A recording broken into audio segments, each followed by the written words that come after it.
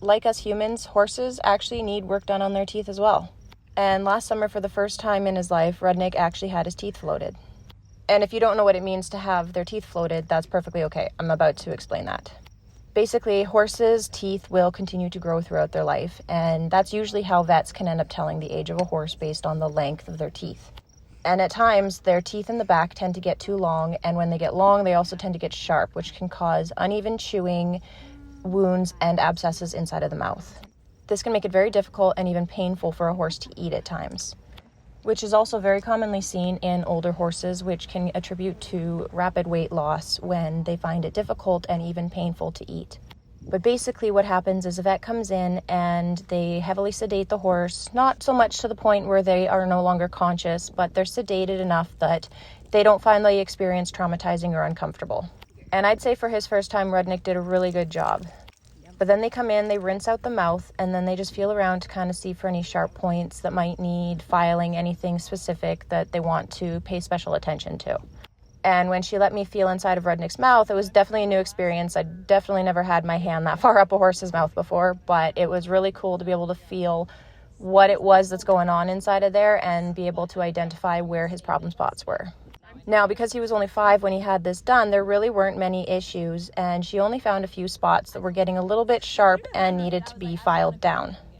Because we had switched Rudnik to bitless shortly after we started our riding journey together, I never really noticed whether or not he was having issues with his mouth. He'd never had any issues with eating.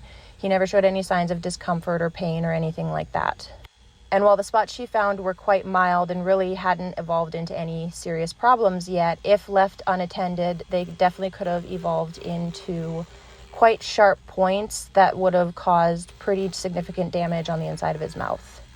So then the vet basically comes in with a large file and goes inside and files off all the sharp points, smooths out the teeth, makes it a lot softer and more comfortable for the horse to eat without slicing up the inside of their mouth and their tongue.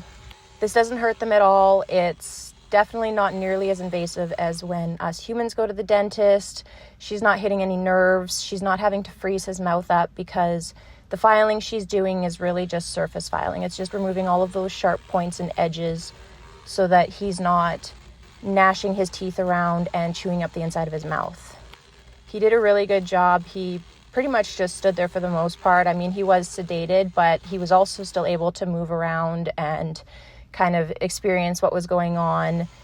And like I said, their teeth never stop growing through their life. So a lot of vets will actually use a horse's teeth to identify their age, like I said, because the longer the tooth, the older the horse is, obviously. So it's pretty much the easiest way to age up a horse.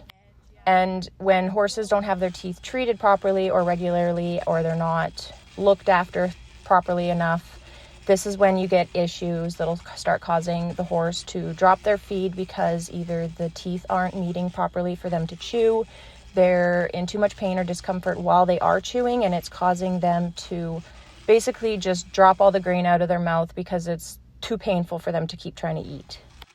In older horses, this can be especially hard because it will cause significant weight loss. It can put extra stress on the horse's body.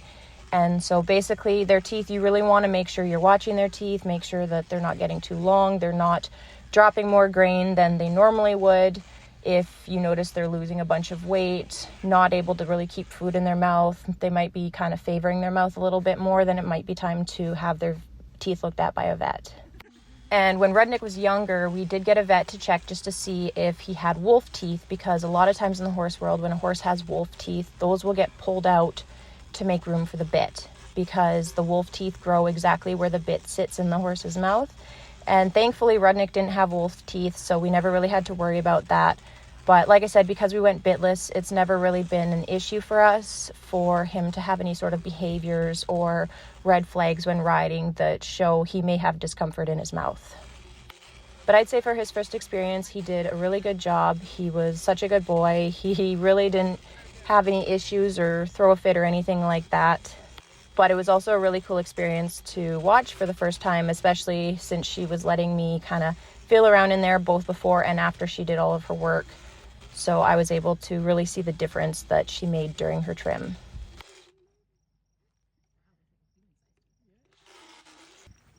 And I will say, I definitely I don't know why I didn't think of this before, but I definitely did not expect the inside of a horse's mouth to feel that slimy. I mean, obviously it's going to, but for some reason it just felt like more of a shock to me than I thought it would be. So he has a little bit of a deep infundibulum on one tooth, but it doesn't look like it tracks too far, but we'll just keep an eye on it on your yearly dentals. I'll put a note in it. Honestly, I think, I didn't take a lot down. It's just there. We'll just note it and make sure it doesn't get weird. Yeah, once the whole process is done, they just take his head off this little stand here. They take the guard out of his mouth, which basically just kind of keeps his mouth open comfortably throughout the process, so he's not clamping down on the drill. And then, yeah, this poor boy went back to the stall to get some rest.